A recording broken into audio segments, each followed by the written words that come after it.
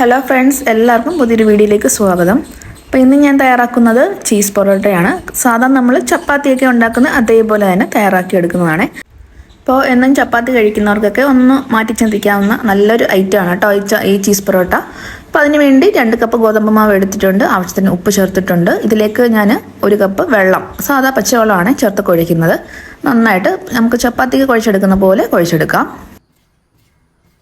അപ്പോൾ മാവ് നന്നായിട്ട് കുഴച്ചിട്ട് ഞാൻ ഉരുട്ടി എടുത്തിട്ടുണ്ട്. ഇതിലേക്ക് 1 ടീസ്പൂൺ നെയ്യും കൂടെ ചേർത്ത് നന്നായിട്ട് ഇത് അയച്ചെടുക്കണം. മാവ് നന്നായിട്ട് അയച്ചെടുത്താൽ നമുക്ക് ചപ്പാത്തിയല്ല നമ്മുടെ പൊറോട്ട നല്ല സോഫ്റ്റ് ആയിട്ട് കിട്ടത്തുള്ളൂ. എന്നിട്ട് ഒരു അരമണിക്കൂറോളം നമ്മൾ റെസ്റ്റ് ചെയ്യാൻ വെക്കണം. അപ്പോഴത്തേക്ക് നമ്മുടെ മാവ് നല്ല സോഫ്റ്റായി കിട്ടും. മാവ് പച്ചവെള്ളത്തിൽ കുഴയ്ക്കുന്നതുകൊണ്ട് നമ്മൾ സോഫ്റ്റ് ആവാൻ കുറച്ച് താമസം എടുക്കും കേട്ടോ. അതുകൊണ്ടാണ് ഒരു അരമണിക്കൂറോളം നമ്മൾ റെസ്റ്റ് ചെയ്യാൻ വെക്കുന്നത്. അപ്പോൾ ഞാൻ ഇവിടെ ഫില്ലിംഗ് റെഡിയാക്കിയിട്ടുണ്ട്. ഇപ്പോൾ ഇത് സവാളയുണ്ട്, ക്യാരറ്റ് ഉണ്ട്, പച്ചമുളകുണ്ട്. അപ്പോൾ നിങ്ങൾക്ക് വേണമെങ്കിൽ ക്യാപ്സിക്കം, അതല്ലെങ്കിൽ തക്കാളി, പിന്നെ അല്ലെങ്കിൽ നമ്മുടെ സ്പ്രിംഗ് ഒനിയൻ ഉണ്ടല്ലോ അത്, അല്ലെങ്കിൽ ക്യാബേജ്, എന്ത് വേണമെങ്കിലും എടുക്കാം കേട്ടോ. എല്ലാം ചെറിയ പീസാക്കി അരിഞ്ഞ് വെക്കാം. ഉള്ളിൽ വെക്കേണ്ടതല്ലേ, ഫില്ലിംഗ് ആയിട്ട് വെക്കേണ്ടത്, അതുകൊണ്ട് ചെറിയ ചെറിയ പീസുകളാക്കി വെക്കാം. അപ്പോൾ ഞാൻ അരമണിക്കൂർ കഴിഞ്ഞിട്ടുണ്ട്. മാവ് അപ്പം നന്നായിട്ട് സോഫ്റ്റ് ആയിട്ടുണ്ട് കേട്ടോ. അപ്പോൾ ഉരുള പിടിച്ചെല്ലാം വെക്കുകയാണ്. നന്നായിട്ട് ഉരുട്ടി എല്ലാം എടുത്തതിന് ശേഷം നമുക്ക് പരത്തിയെടുക്കാം.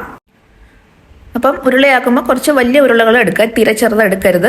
അപ്പോൾ പരത്തി വരുമ്പോഴത്തേക്കും തീരെ നൈസായിപ്പം ഫില്ലിംഗ് ഒക്കെ വെളിയിൽ പോകാൻ ചാൻസ് ഉണ്ട്. അപ്പം കുറച്ച് വലിയ ഉരുളയാക്കിയാൽ വലിയ ചപ്പാത്തിയായിട്ട് നമുക്ക് എടുക്കാം. ഇനി നമുക്ക് പരത്തിയെടുക്കാം. അപ്പോൾ എല്ലാം അങ്ങ് പരത്തി വെക്കണ്ട. അപ്പോൾ ഓരോന്നും പരത്തിയിട്ട് അതിനകത്ത് ഫില്ലിങ് വെച്ചിട്ടതിന് ശേഷം മാത്രം അടുത്തത് പരത്തിയെടുത്താൽ മതി. അപ്പം നമ്മൾ നല്ല നൈസാക്കി പരത്തി എടുക്കുന്നതുകൊണ്ട് തന്നെ ഇത് അടുക്കി വെക്കുമ്പോൾ തന്നെ ഒട്ടിപ്പിടിക്കും. അതുകൊണ്ട് ഇപ്പോൾ ഓരോന്നും നന്നായിട്ട് പരത്തി എടുത്തിട്ട് അതിൽ ഫില്ലിങ് ഒക്കെ വെച്ചിട്ട് നമുക്ക് അടുത്തതും ഇതേപോലെ പരത്തിയെടുത്താൽ മതി. ഇപ്പോൾ ഇതിൽ നമ്മൾ ചീസും ഫില്ലിങ്ങും ഒക്കെ വെക്കുന്നത് കൊണ്ട് തന്നെ നമുക്ക് വേറെ ഒരു കറിയുടെ ആവശ്യമില്ല. അതുപോലെ തന്നെ ഒരെണ്ണം കഴിച്ചാൽ മതി കേട്ടോ, വയറ് നല്ല ഫില്ലാവും. അപ്പോൾ ഒരു ഉരുള ഞാൻ പരത്തി എടുത്തിട്ടുണ്ട്. അപ്പോൾ ഇതേപോലെ നന്നായിട്ട് വലുതായിട്ട് പരത്തി എടുക്കുക. ഇനി അതിലേക്ക് നമുക്ക് ചീസ് വെച്ച് കൊടുക്കാം. ചീസും എല്ലാം വെച്ച് കൊടുത്തതിന് ശേഷം നമുക്ക് പിന്നെ ആ ഫില്ലിങ്ങും കൂടെ വെച്ച് കൊടുക്കാം. അപ്പോൾ ഇതിൽ ഞാൻ പറയുന്നത് പോലെ ഏത് റോ വെജിറ്റബിൾസും ചേർക്കാം. ക്യാപ്സിക്കോ, അതേപോലെ തക്കാളി, സ്പ്രിംഗ് ഒനിയൻ എന്ത് വേണമെങ്കിലും ചേർക്കാം. സ്പ്രിംഗ് ഒനിയൻ ഒക്കെ ചേർക്കുമ്പോൾ ഒന്ന് വാട്ടിയിട്ട് വേണം ചേർക്കാൻ. അത് വേവുള്ള സാധനങ്ങളല്ലേ, നന്നായിട്ട് വേവുള്ള സാധനങ്ങൾ ഒന്ന് വേവിച്ചിട്ട് വേണം ചേർത്ത് കൊടുക്കാം. ഇപ്പോൾ കിഴങ്ങായാലും ചേർത്ത് കൊടുക്കാം. അപ്പം അതൊന്ന് വേവിച്ചിട്ട് വേണം ചേർത്ത് കൊടുക്കാൻ വേണ്ടി. എന്നിട്ട് ഇതേപോലെ 4 സൈഡും ഒന്ന് മടക്കി കൊടുക്കാം, ഫില്ലിംഗ് ഒന്നും വെളിയിൽ പോകാതിരിക്കാൻ വേണ്ടി.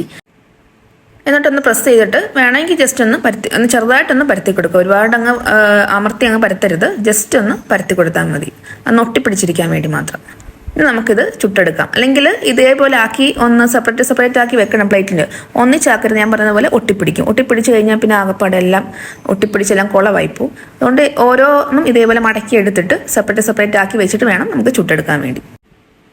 ഈ ചൂടായ പാനിലേക്ക് നമുക്കിട്ട് തിരിച്ച് മറിച്ച് വിട്ട് ഇത് നമ്മൾ സാധാ ചപ്പാത്തിയൊക്കെ പൊള്ളിച്ചെടുക്കത്തില്ലേ, അതേപോലെ പൊള്ളിച്ചെടുക്കാം. അപ്പം ഒന്ന് മീഡിയം ഫ്ലെയിമിലോട്ട് ആക്കി വെക്കണം. ഫ്ലെയിം കൂട്ടി വെക്കരുത്, കരിഞ്ഞു പോകും. അപ്പം തവ ഉണ്ടെങ്കിൽ ജസ്റ്റ് ഒന്ന് പ്രസ് ചെയ്ത് കൊടുത്താൽ മതി. ഒരുപാട് പ്രസ് ചെയ്യുവാണെങ്കിൽ ആ ഉരുകിയ ചീസ് ഉണ്ടല്ലോ വെളിയിൽ ചാടും.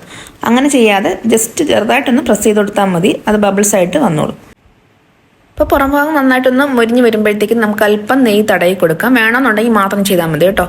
കുട്ടികൾക്കൊക്കെ ആകുമ്പോൾ നെയ്യ് ഇഷ്ടമല്ലേ, അതുകൊണ്ട് കുറച്ച് മുതിർന്നവർക്ക് നെയ്യ് കൂട്ടാത്തവർക്ക് വേണ്ട, ആവശ്യമില്ല. കുട്ടികൾക്കൊക്കെ കൊടുക്കുമ്പോൾ കുറച്ച് നെയ്യും കൂടെ തൂത്തൊക്കെ കൊടുക്കുകയാണെങ്കിൽ അവർ ഇഷ്ടത്തോടെ കഴിച്ചോളും കേട്ടോ. നല്ല ടേസ്റ്റ് ആയിട്ടോ കഴിക്കാൻ വേണ്ടി. ഞാൻ പറയുന്ന പോലെ ഇത് ഒരെണ്ണം മതി വയറ് ഫില്ലാവാൻ വേണ്ടി.